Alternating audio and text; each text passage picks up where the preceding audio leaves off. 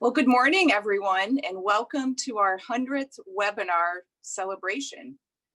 You can rest assured we're not viewing this as a culmination or a goodbye. If there's one thing we've learned over the last several months is that there's currently no end to the ever-changing array of executive orders, emergency rules, proposed legislation, actual legislation, regulations, enforceable guidance, unenforceable guidance, and what we call, we're not really sure what this is, but it seems like we need to pay attention to it and tell you about it. And don't worry, we already have plans to talk more about quarantine requirements for critical infrastructure employees, positive test protocol for remote workers, mandated vaccine options, and whatever else happens still today. But today, we do think it's appropriate to pause and reflect on what we've all been through together and to interject what we hope is a bit of humor into a difficult year. Well, we all know that laughing together doesn't diminish the devastation of a pandemic. It can shed maybe a ray of light and allow us to take a deep breath together for just a few minutes. So this all started back in March on Friday the 13th with a little something we called coronavirus top questions from employers. At that time, I think that would be, we thought that would be the end of the questions and that we had answered them all.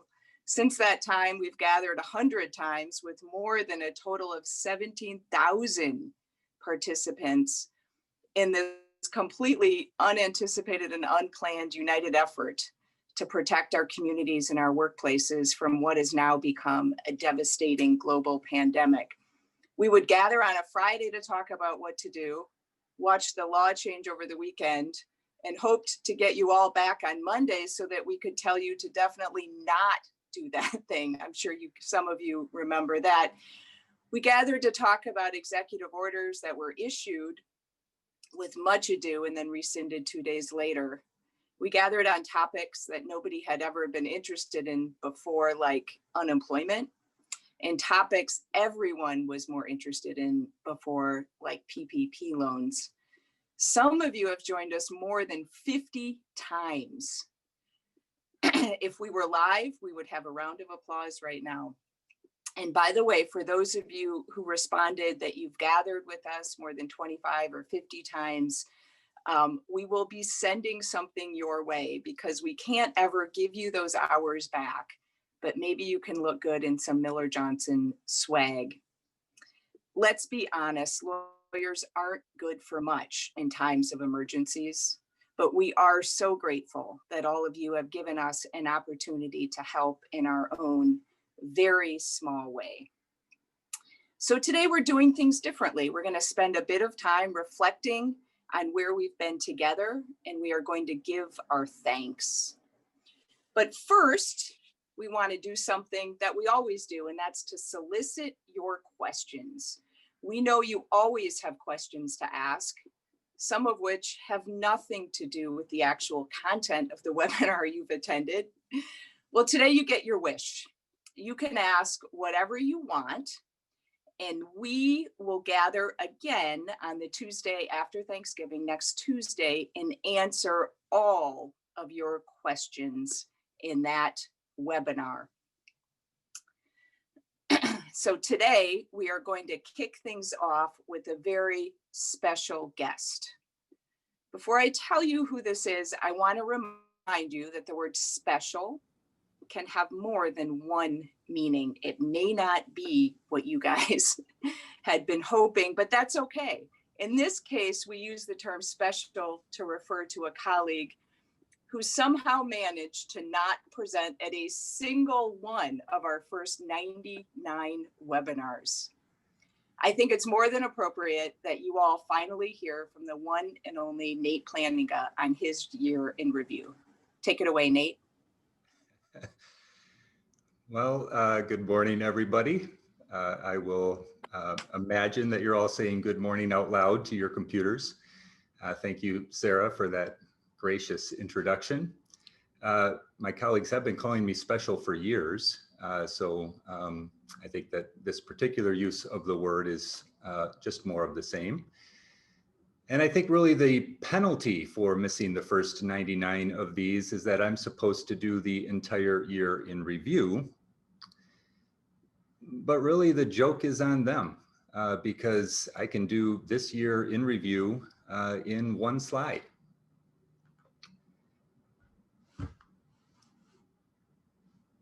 I mean, there it is. I thought about blocking out a couple of letters, but we're all adults here. And we barely have a civilization anymore anyway, so it's hard to get too excited about language.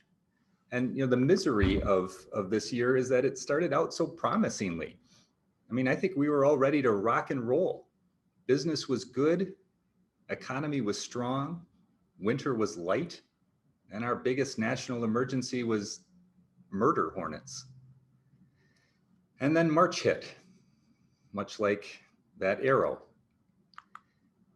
And we all entered a period that none of us will ever forget. I mean, I feel like Rachel from Friends sums up that period pretty well. As an aside, it occurs to me that it's possible that some of you are too young to know what Friends even is, and that makes me sad. But okay, I mean, enough about the impact of COVID on the world, since this is supposed to be a webinar for HR and business professionals and not a summation for humanity in general. Let's look at what this meant for all of us. And the obvious, Captain Obvious, will tell us the answer. We all worked from home. And at first, it was pretty great. I mean, don't deny it. There were some serious benefits. I mean, no commute. How nice is it when your car is getting 3 weeks to the gallon? Or your idea of a subway chart looks like this.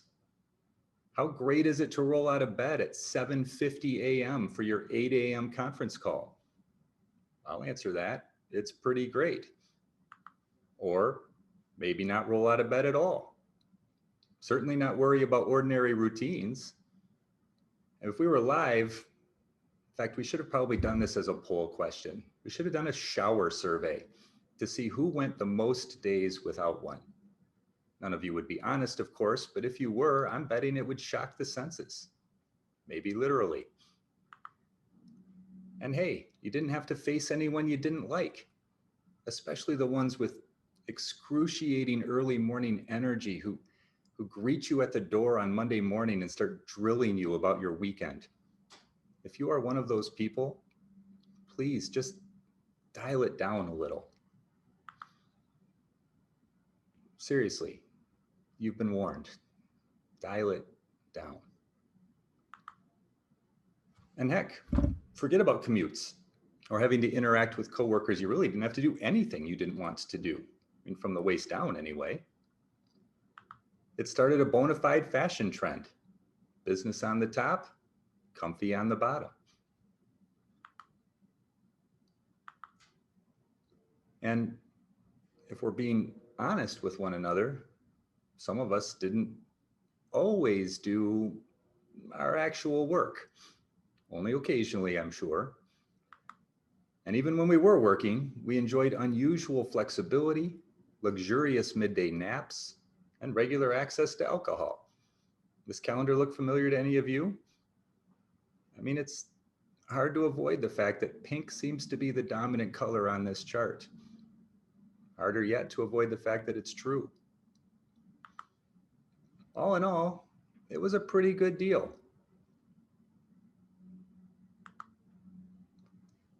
And it wasn't even just the relaxation and convenience. Working from home opened up a universe of possibilities. Many of us had grand aspirations that went well beyond work. Maybe some of us even followed through. My guess is that most of us were coronusional. Benji was coronusional for thinking he would spend 2 weeks baking, exercising, and writing a memoir. That should absolutely become a real word. But look, after a while, some of the glamour of working from home started to fade. We had some obvious problems, starting with a national toilet paper shortage. Not something even the most ardent survivalists among us probably ever anticipated. And while it was nice not to have to wash our hair, it wasn't as nice to go without a haircut altogether. At least not haircuts by professionals. And this is a true story. My first COVID haircut was performed by my best friend's 14-year-old daughter. And no, she's not an aspiring cosmetologist. She just thought it would be funny. And she was correct about that. Oops. Everything, including most of the basics, just seemed to be a little upside down, inside out, and overall screwed up. You gotta love how alcohol has actually left the atmosphere. And even some of those same working from home benefits began to look a little less attractive.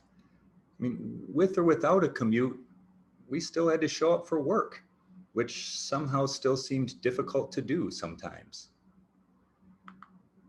And it turns out showering and shaving remain important.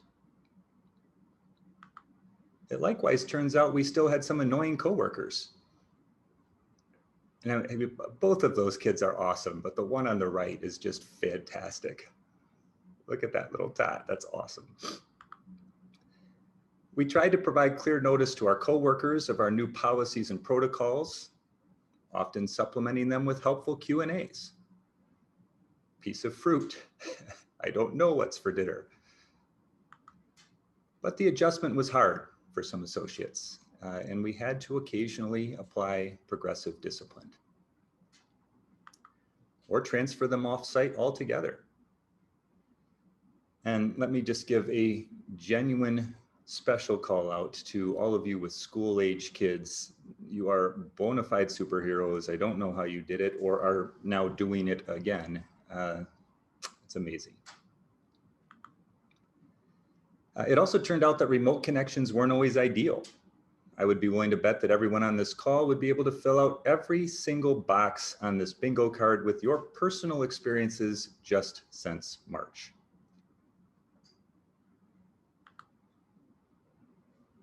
And we started to miss being around others. We started to actually want to go back to work. Truth be told, our loved ones started sending signals they wanted us to go too. Hopefully not signals quite this strong. How about now? That is just awesome. And with every day being the same, we started to lose our sense of direction or even our place in time. I have no idea who Joe Diggity is, but that is just a great summation of what it was like. It's the third month of March. Every day is Wednesday, and the time is either light or dark. So I don't want to say that we gave up, but we kind of gave up. Very scientific surveys confirmed it. And, well, it changed some of us. Maybe all of us. And even those most stalwart of us who maintained our sanity, our discipline, our commitment to basic hygiene, there were low moments. It just hasn't been the very best year. We learned a lot that we didn't want to learn.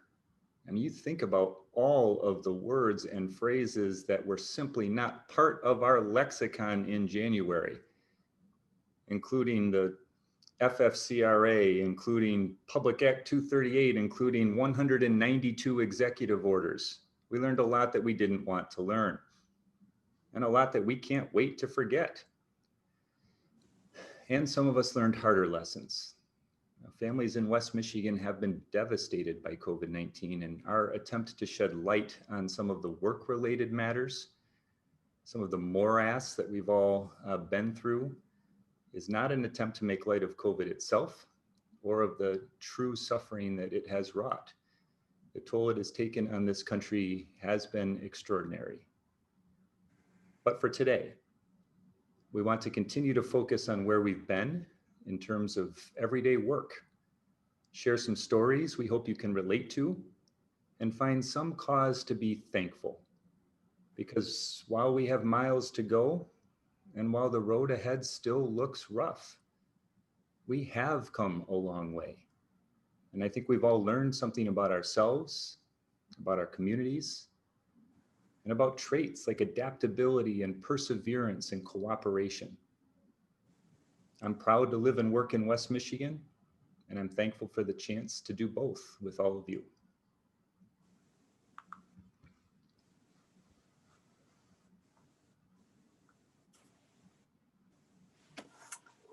Thank you, Nate.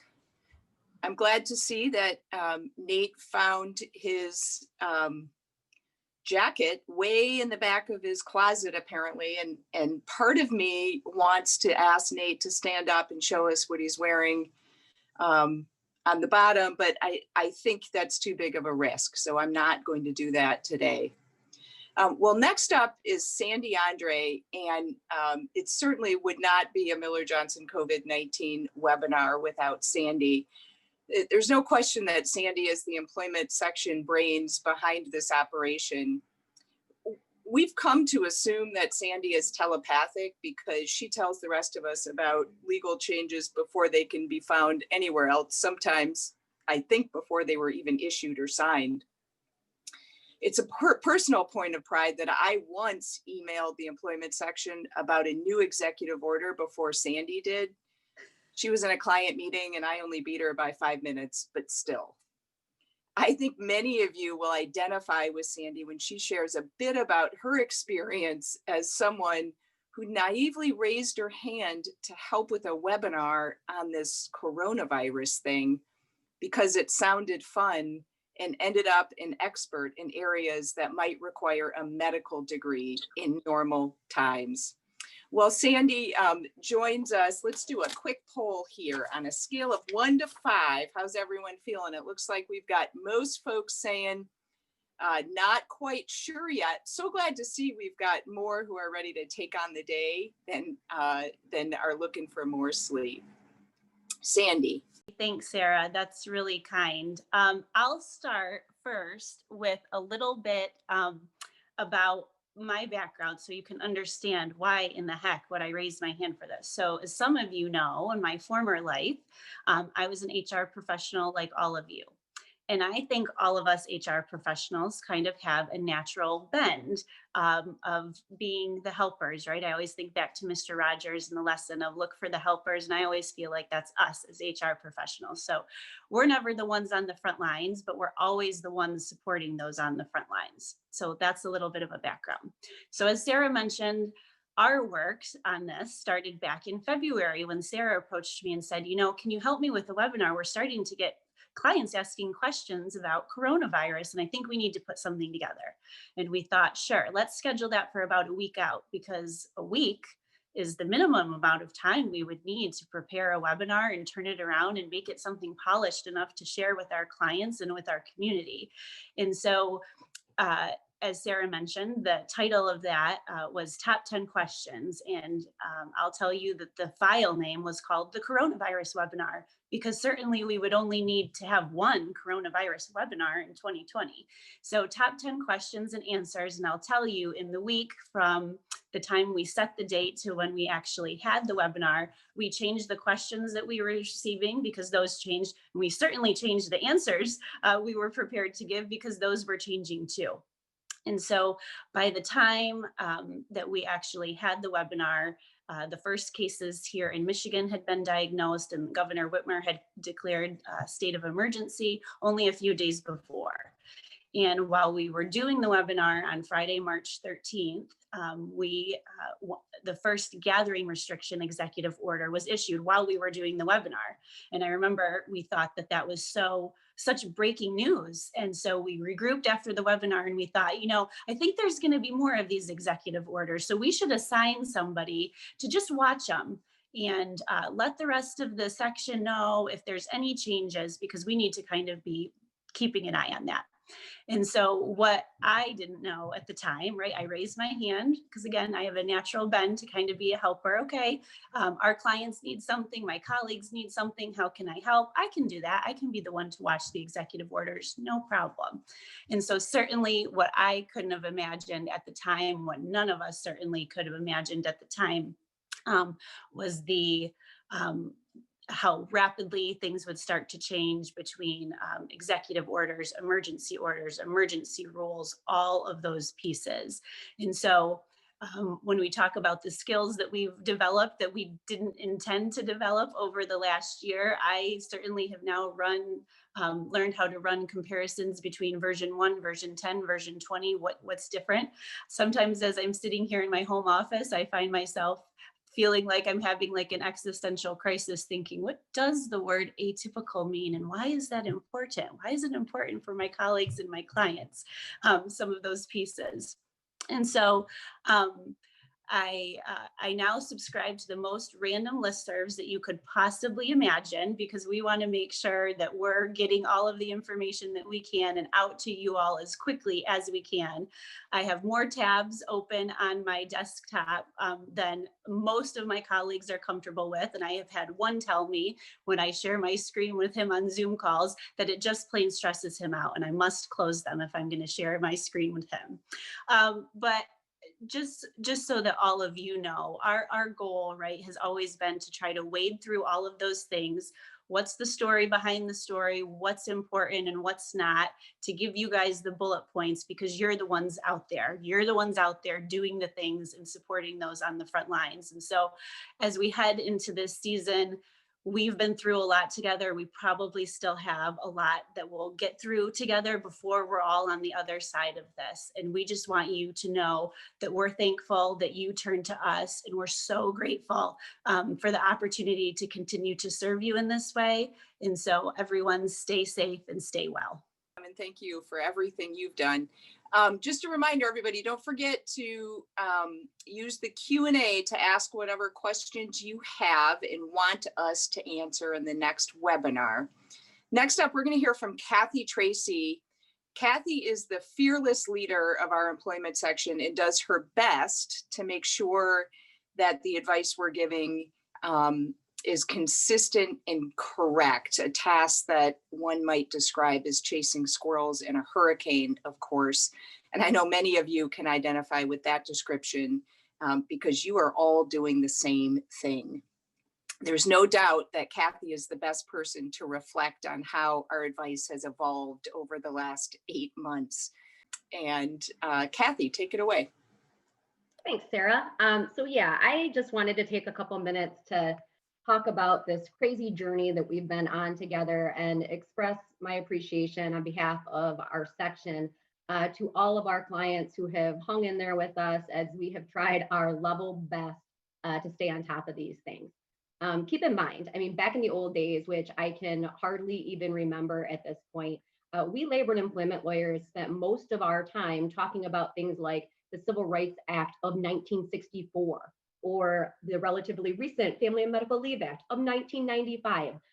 Now we spend most of our time talking with you about executive orders or administrative orders that were issued earlier in the day. Personally, I remember one time there was a new version of the Governor's Stay Safe order came out. I was on the phone with a client giving him advice on our interpretation of that order, when what do I see but an email from Sandy Andre, of course, notifying us that there's been a new order replacing the order that I was giving advice on. So I had to say, hold on, let's read this together. And then we walked through it while I'm on the phone with the client. And of course, the advice changes because all of these were constantly changing. We had sort of a similar experience when we were putting together our return to work safety training that was required by Executive Order 1042 or whatever it was at that point. The folks who were in charge of that were in the middle of shooting the video when Patrick Edzinga looked down at his phone and saw that once again a new executive order had come out. So they had to take a look at that, reshoot the video right there. And and get that out to you. So, you know, we've talked a little bit about this, you know, the first webinar that that Miller Johnson offered. And I thought it would be kind of fun to go back and look at that and see, you know, how things have changed and evolved.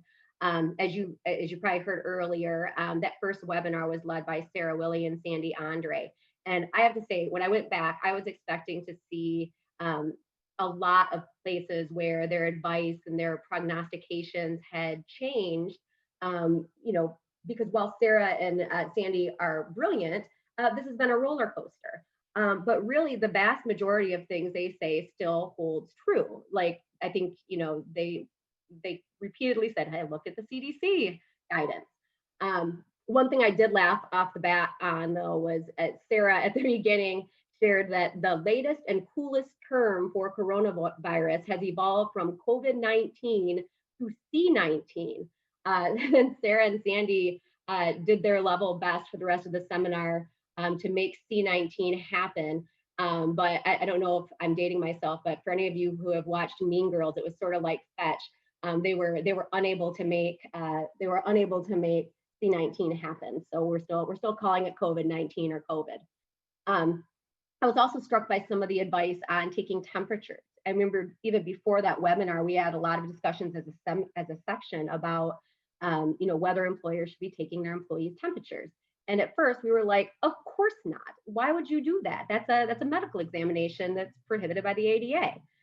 You know, by the time of the webinar, that had moderated a little bit to, well, probably not. You know, but if COVID becomes more serious than previous pandemics, then that might be okay. You know, now here we sit, and it's like, of course, you must take employees' temperatures before they come to work. You know, the last piece is we had a slide on there that said face masks don't prevent the spread of COVID-19.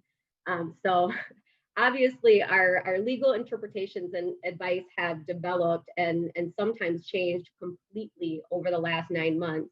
And I know that every one of us in the employment section have had to send out emails to our clients to say, yeah, about that advice I gave you yesterday, strike that. Now we're doing something different. But you know, you guys have been patient with us. You have understood. You have laughed with us. You have commiserated with us, and for that we are deeply appreciative. So thank you to all of you. We have the best clients out there. Thank you, Kathy.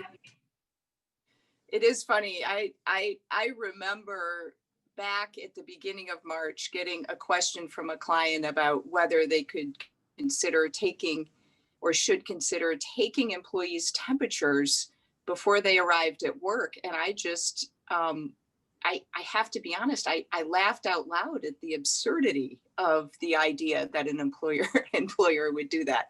How far we've come, right? Hopefully someday we'll be back to the days where we don't take people's temperatures before work and we can be in the same room with them. All right, I think many of you will nod in agreement when I say we absolutely cannot reflect on this year without a very deep bow to those who have saved us from certain doom, our IT department. And this is coming from someone who, it will be a small miracle if I'm able to get through the webinar today going back and forth and not forget to unmute myself at some point. So I've done well so far. Forgive me if I do. Because we were concerned that our IT folks would be too polite to honestly and accurately depict the total electronic ineptitude of Miller Johnson lawyers, Nate's going to come back and give you a 2020 retrospective from an IT perspective. Nate. Thanks, Sarah. And just for the record, I have been using C-19 regularly. So as far as I'm concerned, it did catch on. So like most of you, I suspect, I will never forget March 23, when we got our first shutdown order here in the state of Michigan. And we were all instructed to go home and stay there, effective midnight. And I remember looking around my office at all of my my files and my notes and my stacks of paper, neatly organized, of course, at all of my legal resources, at books and binders and guidance, you know, that had accumulated over the years. I remember looking at my computer, at my twin monitors that were connected to color printers and regular printers and scanners, and yes, even a fax machine. And I didn't have a home office. I always came in, even on weekends. And I remember thinking that this isn't possible. I can't do this. This cannot be done.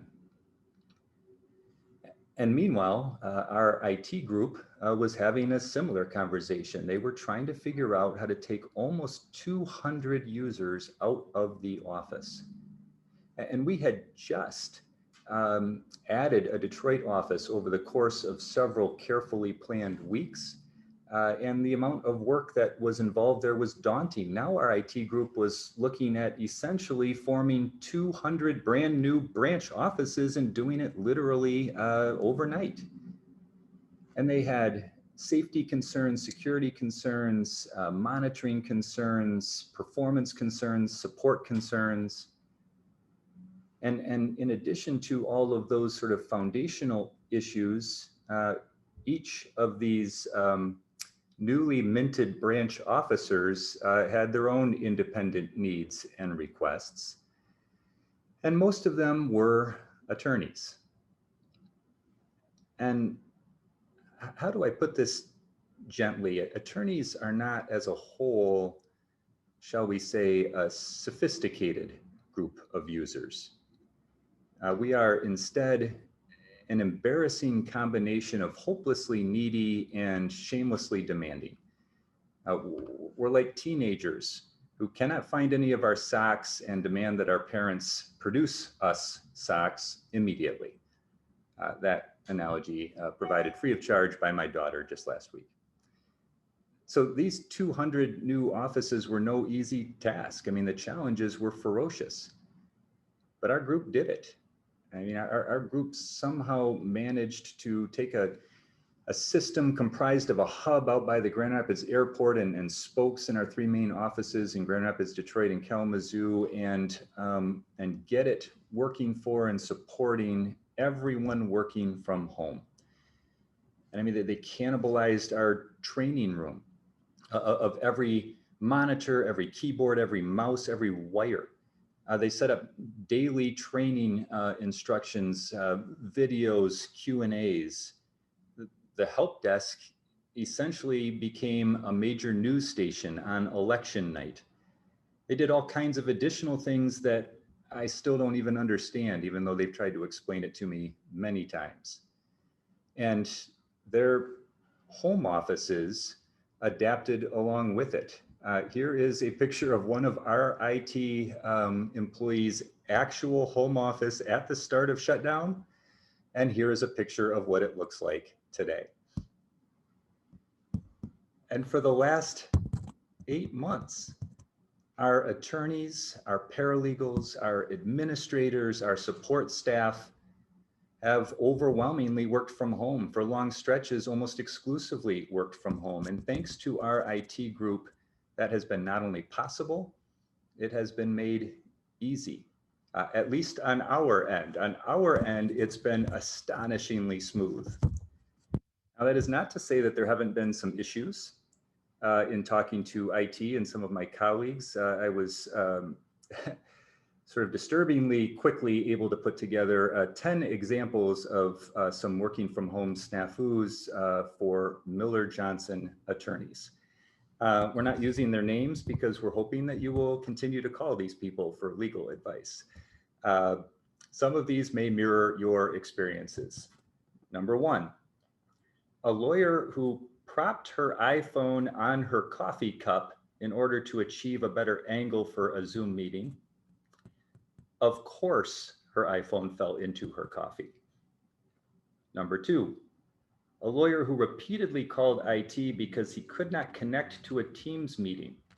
And after trying everything they could think of, a member of the group hesitatingly asked the lawyer if he had downloaded the Teams app. I think you already know the answer. Number 3, IT noticing that our office printers kept printing, endlessly printing, even though nobody was there, because all of our lawyers hadn't quite yet figured out that they were still sending all of their print jobs to the office. Number 4, a lawyer was giving a client rather extensive advice on a complicated issue and was somewhat distracted by the fact that the client kept making hissing noises. And eventually the client abruptly and with exasperation said, "Stop it." So the lawyer stopped, and awkward silence ensued. And it took a surprisingly long time for the lawyer to figure out that she was talking to her preschooler. Number 5, a lawyer whose computer went blank and did not understand that it was not a connectivity issue, it was not a massive system-wide failure, but rather that her battery had run out. Number 6, a lawyer whose emails kept popping up while he was presenting a legal update and sharing his screen, including an email from his fantasy football league, informing him that his team had lost to a team whose team name simply cannot be shared in polite company, but was that day. Number 7, lawyers attending virtual meetings with their faces seemingly a millimeter from the screen, or with the camera showing only the tops of their heads, or seemingly pointed straight up their noses. My guess is all of you have seen that. Number 8, every kind of Zoom interruption imaginable, from kids to pets to delivery drivers. But the best one was a lawyer whose elderly mom showed up unannounced and simply started calling for him loudly and repeatedly from his front hallway. And he had to eventually politely excuse himself and go down and inform mom that he was in fact at work. Number 9, a lawyer who, to his credit, figured out how to use a scanning app that IT had provided to him, but then sent a 120-page scan to his client in 30 separate 4-page installments. And number 10, and I'm not going to lie, this one is not Miller Johnson, but I read about it and I thought it was too awesome to pass up. An executive who was on Zoom meetings at home all the time and had trained her kids not to speak or approach when she was on a Zoom meeting. And eventually she took a screenshot of a Zoom meeting and made it into her desktop background. Permanent Zoom, permanent quiet. So my hope is that you find some of these examples to be relatable, but more importantly, my hope is that you will join me today and every day in thanking your IT support, your IT professionals. So for me, I'd like to thank Jeff, I'd like to thank Frank, Mike and Luke, Dane and Theo and James, and yes, even Joseph. As far as I'm concerned, you guys are the classical masters. In fact, you might be above them because of what you had to work with. You're like Rodin if his medium was silly putty. You're like Beethoven giving music lessons to second graders. Thank you for keeping us afloat. And to all of you who are still listening out there, let's give thanks this week for technology and for all of those who support and maintain it so that we can do our work. You know, if you were going to give out MVP awards for 2020, healthcare professionals would win every single one of them, and deservedly so. But in business, for my money, the MVPs ought to go to IT professionals. Thank God for the nerds. Happy Thanksgiving, everyone.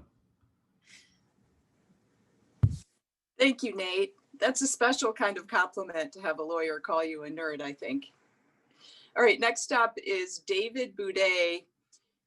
For those who know David, you may have wondered why he didn't present for the first few weeks at webinars.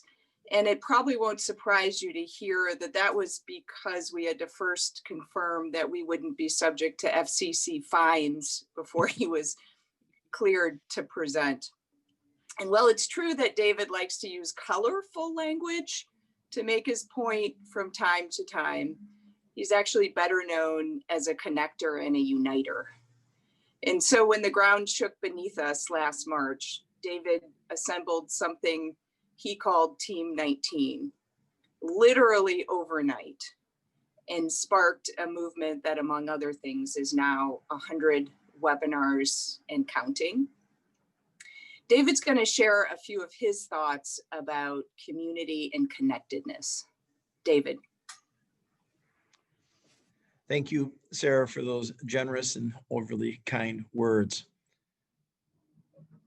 In March of 2020, like all of you and like all of your organizations, we all sat back and looked and guessed and tried to determine what was next. And at Miller Johnson, we put together a group of lawyers called Team 19. It's about 20 of us. And it included obviously other professionals, IT, HR, and other folks. And we began the task of determining what our role was going to be in this upcoming journey. We determined how can we best serve our communities, how as we as lawyers can make sure we're doing our part in tackling what was in front of us. And I don't want to suggest that I believed in March that we'd be sitting here in November looking at the tidal wave that still seems to be coming over the top of us. We certainly didn't see that, but we looked for ways for us to help and for us to do our part and for us to serve. I'm not going to talk about that though. What I'm going to talk about is after 17,000 attendees, after tens of thousands of phone calls and literally tens of thousands of hours of volunteer time going into our communities and talking to people in our communities, what is given us is a vantage point. It's given us the opportunity to see into West Michigan primarily, and certainly other organizations, but into West Michigan. And what we saw during this time period is frankly amazing and inspiring. I'm only going to talk about 4 of the characteristics that I think describe you, that describe what we saw from you during this time period. We could go on much more. The first of those is resilience. It is utterly amazing to sit and be a part of and see the effort that has been put forth day after day, week after week, month after month through this journey. How many times have you as an organization, have you as an HR professional, as you as a leader in your organization been asked to walk up that same hill, carrying that seemingly same pail of water?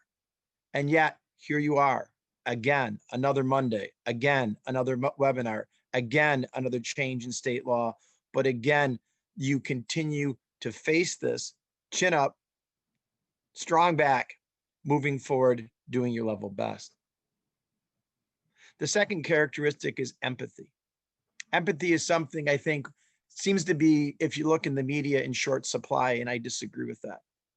From our perspective, what we see in West Michigan is folks that continue to put themselves in other people's shoes, that look at the world from their workers' perspective, their customers' perspectives, their neighbors' perspective. And so when you take COVID and you put that perspective on top of what COVID really means, the safety, the health of your company, but you also, health means their physical safety, but also means the economic health. And people have to balance that. And the empathy with which we see people approach these problems is again inspiring. The third characteristic is compliance, or being compliant. Again, I think Nate referenced it, 190 executive orders. Sarah referenced at the beginning of her comments, changes in the law almost on a weekly basis, from the state laws, from federal laws, from local laws. And your desire to be compliant required a Herculean effort that just continues time and time and time again. And again, I think it relates back to that second characteristic of empathy, because you know you're doing this to make the community safer, to make it better, but your desire to do it right and to get it right seems endless. Finally, the fourth characteristic would be optimism. Despite the weight of these changes, despite the weight of these challenges and everything that's going around in your communities, What you folks do is continue to smile, continue to provide energy to us, continue to provide an example for us as to that there is hope, that we will get through this. So it provides a lot of optimism and comfort to us. That is a privilege, which brings me to my last and final remark. And that is what you have done for us, what you have given to Miller Johnson, to us as lawyers, is hope, is belief. Think about that. We get the privilege of talking to all of you. You give all this back, that yes, indeed, people are working through these problems together. Yes, indeed, people are making progress. Yes, indeed, businesses operate safely on a daily basis and still put a smile on their face. That provides energy. That provides hope. So during this week of Thanksgiving, it's my privilege, because Sarah asked me to do this, to be able to say to you, to say to all you folks, thanks. Thanks a tremendous amount for what you do for all of us here and all of our communities. We wish you and your families, your coworkers, your neighbors, and everyone an amazing Thanksgiving.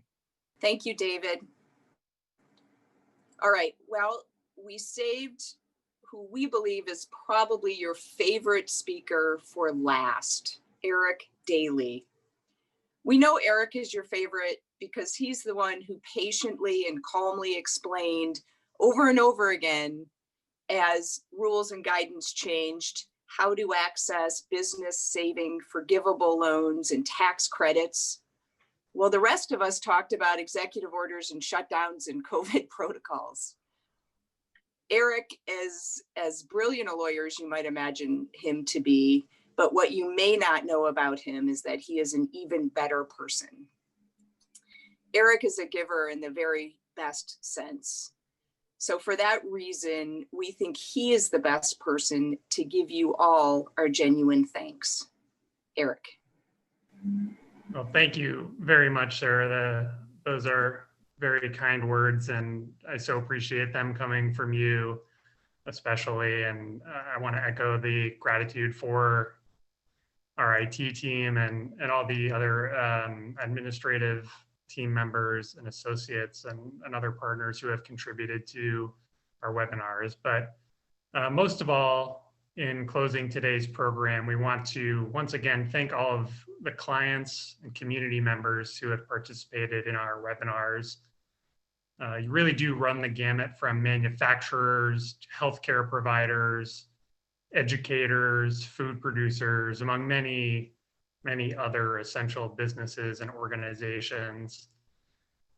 Your shared experiences, participation, and questions, as David alluded to, have frankly made us better lawyers. And so we are so grateful that so many of you have shared your stories with us, even if they are tough ones to tell or involve difficult choices. Seeing our clients operate at the highest level under these really trying circumstances has solidified what we already believed about our communities, but perhaps hadn't really fully experienced firsthand just yet. So we are extremely fortunate to work with people who are guided by the shared expectation and really mission to do the right thing for their employees, customers, and other business partners, to be forthright when they nevertheless must make difficult decisions, to contribute their time, attention, and resources to organizations that provide support networks to those in need, to champion inclusion, diversity, and decision-making, and to enrich the lives of their patrons and team members through evolution and innovation. So as we wind down this morning's webinar and kick off the Thanksgiving week, we're both grateful for your engagement over the last 8 months. And we're also hopeful and looking forward to the next 8 months that will give us new cause to collaborate, new ventures to begin, and new relationships to forge. And we wish you and your families good health, tranquility, and continued strength as we begin this unprecedented holiday season. But thank you so much for joining us today. Thank you to all the healthcare providers and other frontline and essential workers, most of all, who keep our community safe, vital, and healthy. Hope you have a great day and a happy Thanksgiving.